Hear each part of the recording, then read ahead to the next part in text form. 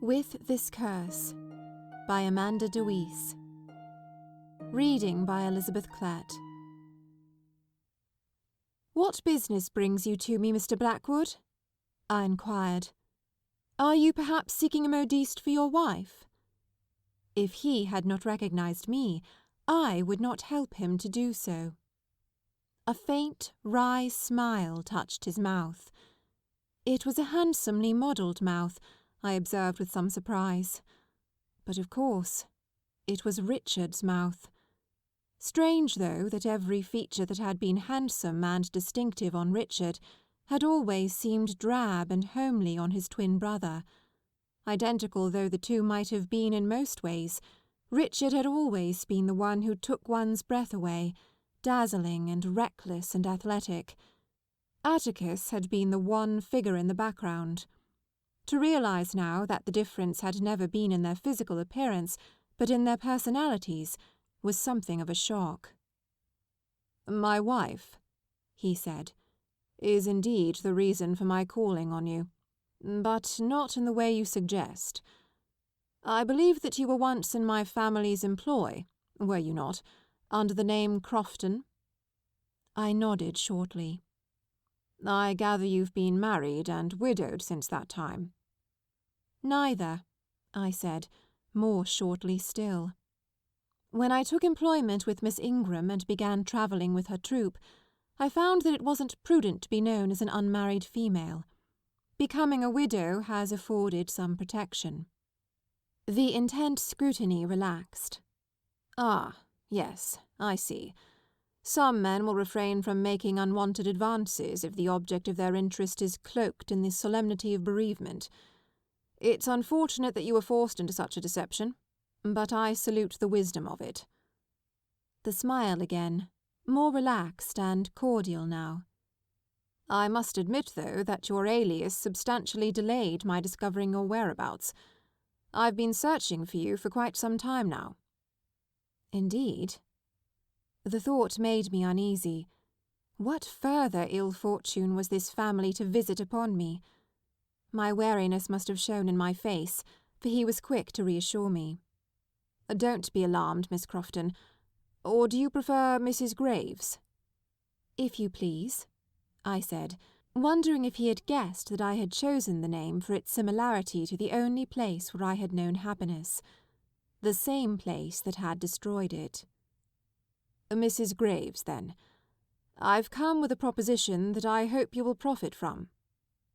The pleasant richness of his voice wrapped around me like cashmere, disorienting me. It was Richard who had spoken like this, so that every word sounded like an endearment. Atlas, for that was the mocking nickname Richard had given his brother, had spoken rarely, and then almost inaudibly.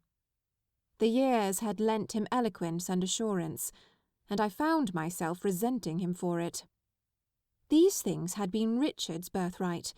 It was unjust that they should now have passed into the keeping of his unworthy sibling. If fortune had been compelled to obliterate one of the Blackwood brothers, why could it not have been this one? I ought to have been shocked at myself for so ruthless a thought. But it was not, I admit, a new one. In the terrible days and weeks after the news of Richard's death had reached me, I had thought it sometimes. Why Richard and not Atlas? Why take the paragon and leave the ruin? "Pray go on," I said, to stem the tide of bitter thoughts. He folded his hands on the ivory handle of his walking-stick. It was carved in the shape of a globe, and I wondered with a start if he somehow knew of the nickname Richard had given him.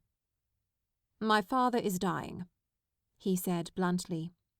"He suffered a stroke some months ago, and is not rallying as he should.